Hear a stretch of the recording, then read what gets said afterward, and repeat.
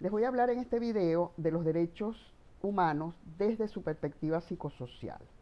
Los derechos humanos son en sí mismos atributos psicosociales de las personas que les conceden la potestad para reclamar no solo a particulares, sino básica y esencialmente al Estado el cumplimiento de los derechos humanos. Son instrumentos que posibilitan un nivel de vida adecuado para las personas dentro del concepto de la dignidad humana. Y esto forma parte de la dimensión psicosocial, tanto individual como colectiva, de la humanidad. Los derechos humanos están amparados en reclamos y exigencias de bienes espirituales y materiales, que son considerados de vital importancia para lograr la realización de la dignidad de las personas. Bienes que son fundamentales tanto para la persona desde el punto de vista individual como para los grupos sociales de una sociedad históricamente considerada. Esto significa que se corresponden con una época histórica. Su manifestación y protección está relacionada con situaciones históricas y necesidades humanas concretas de esa época histórica. Son exigencias imperativas, vinculantes, porque comprometen la realización de la persona como verdadero ser humano en su vinculación con una sociedad. Desde 500 años antes de Cristo hay registros históricos de las voces que han abanderado los derechos humanos, porque con el desarrollo de la conciencia humana se ha podido entender la injusticia social hacia nuestra propia humanidad dentro de sociedades con modos de organización basadas en la opresión y la explotación desde la esclavitud hasta nuestros días. Por esa razón, han sido muchas las personas que han visibilizado las necesidades humanas como intrínsecas a las personas y como derechos para procurar su satisfacción de manera colectiva. Pero hay dos hitos que quiero resaltar en toda esta historia de los derechos humanos para entender el origen psicosocial, la carga psicosocial que tienen los derechos humanos.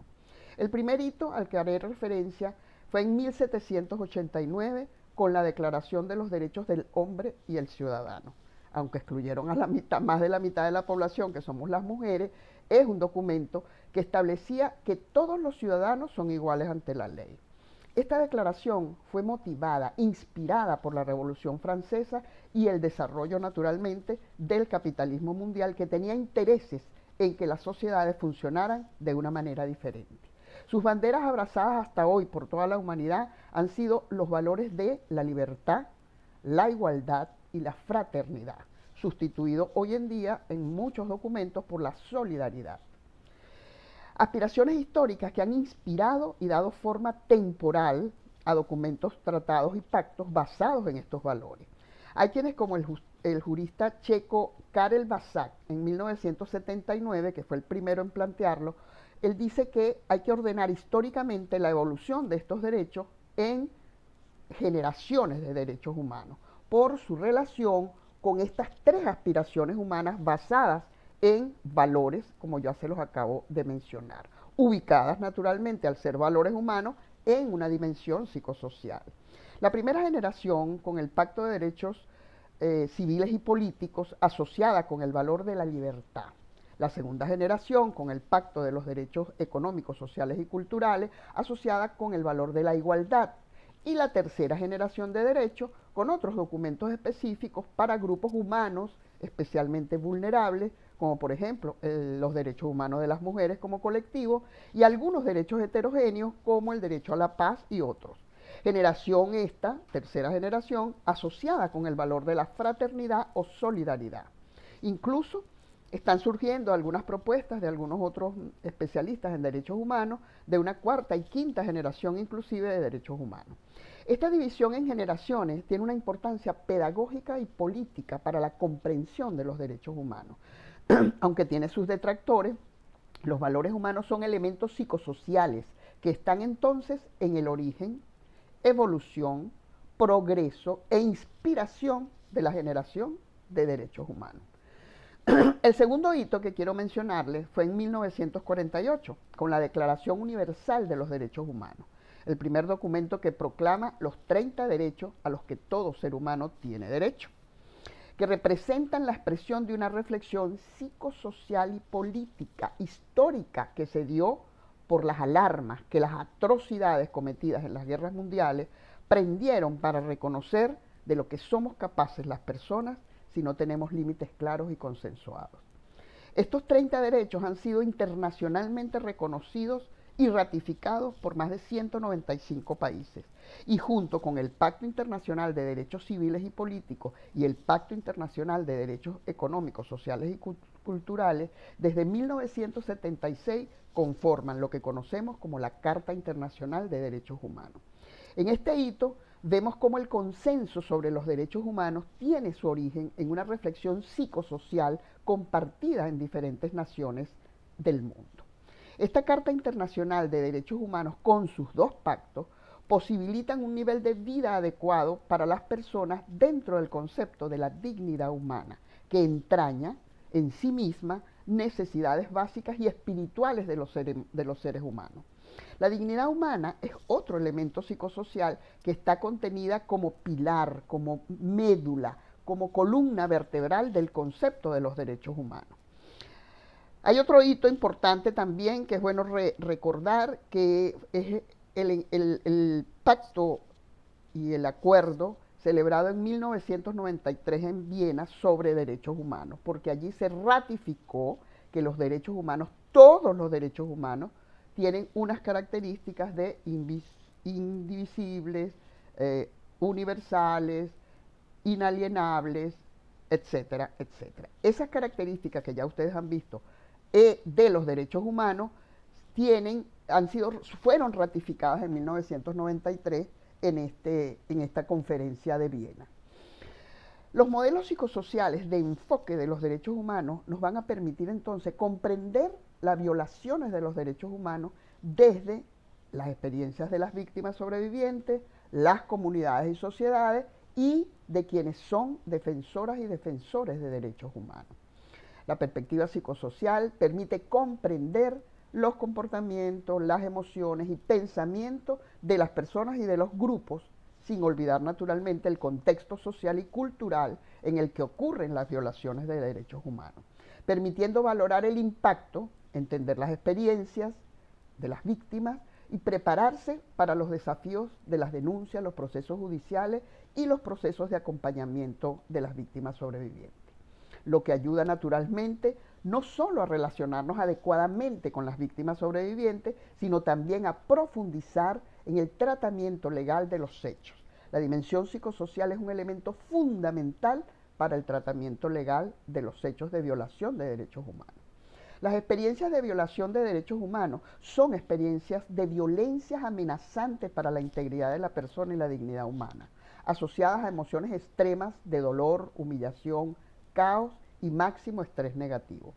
La violación de derechos humanos como trauma psicosocial se refiere a esa relación dialéctica que existe entre lo personal y lo social, en el cual el trauma ha sido producido socialmente, pero se alimenta dentro de esa relación persona-sociedad. Porque la gente vive la experiencia de violación de sus derechos humanos como parte de un colectivo, por ejemplo las mujeres, pero tiene que enfrentar esa experiencia con sus propios recursos individuales y psicológicos. Lo que nos permite entender que los derechos humanos en su ejercicio y en su violación deben ser enfocados psicosocialmente porque tienen un carácter psicosocial de origen. Martín Baró, psicólogo social y sacerdote salvadoreño, ya muerto, por la década de los 90 nos hablaba del trauma psíquico como la metáfora de la herida, un daño particular producido en una persona por una experiencia de violencia, pero también un trauma social que se refiere al impacto que esos hechos puede tener en los procesos históricos amplios de la sociedad o en una determinada comunidad o grupo social, como la familia, por ejemplo.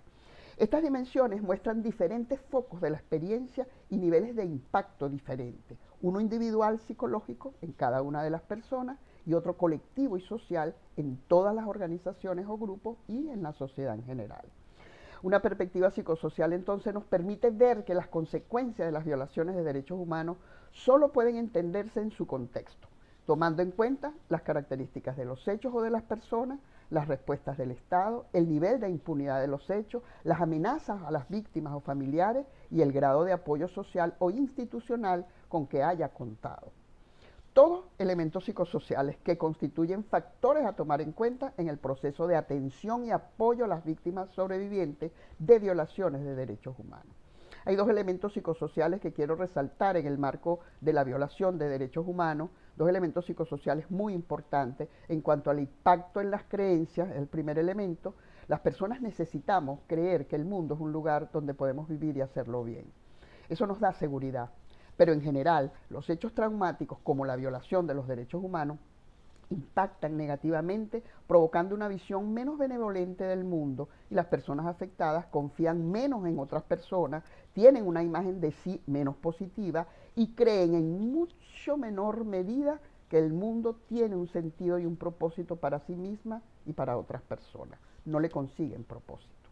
En cuanto al estigma, que es el otro elemento psicosocial a resaltar, las violaciones de derechos humanos van acompañadas en general de un estigma moral, que es un cuestionamiento de la dignidad de la víctima o de sus familiares al ser acusadas por su conducta para poder legitimar la violencia que se ha ejecutado contra ellas, utilizando marcas o estigmas morales como por ejemplo terrorista, subversivo, delincuente, marginal, prostituta, loca, enferma,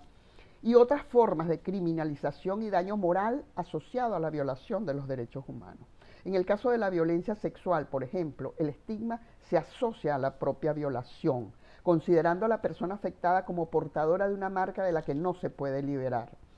Esto le sucede muchísimo a las mujeres que son mayoritariamente las víctimas de violencia sexual, atribuyendo los hechos a su conducta y siendo rechazada en su medio social sin reconocimiento institucional o colectivo, lo que agrava su situación psicológica y socialmente, naturalmente, o sea, agrava y perturba profundamente su dimensión psicosocial. Otro elemento importante es que el grado de afectación por violación de los derechos humanos va a depender de variables individuales, como por ejemplo, existencia de problemas psicológicos previos, haber sufrido otros hechos traumáticos anteriores, dado que estos tienen efectos acumulativos, sufrir los hechos traumáticos en periodos críticos de la vida, como por ejemplo en la adolescencia, y los recursos personales y el grado de apoyo que tengan para enfrentar los hechos, incluyendo el estatus socioeconómico y especialmente las condiciones de privación y de pobreza que puedan vivir las personas. Por último, el impacto es mayor cuando el hecho es prolongado, repetitivo, masivo e intencional, como en la violación de los derechos humanos del colectivo de las mujeres, que tiene más de 6.000 años de historia en la humanidad, lo que ha producido un daño acumulado en la identidad colectiva de esta y tiene expresiones diferenciales en la identidad individual de cada una. Vemos entonces cómo los derechos humanos están preñados desde su propio origen y en todo su desarrollo con los elementos psicosociales de la humanidad. Las universidades, como espacios para el conocimiento, la ciencia, la libertad y el desarrollo, deben formar al estudiantado en un ideario de cumplimiento de los derechos humanos y su perspectiva psicosocial, y por tanto involucrarles en procesos de sensibilización social para que tengan la capacidad de identificar los problemas sociales e individuales y de emprender acciones que permitan reivindicar y hacer cumplir esos derechos para el beneficio psicosocial de la comunidad universitaria y de toda la sociedad humana. Muchas gracias.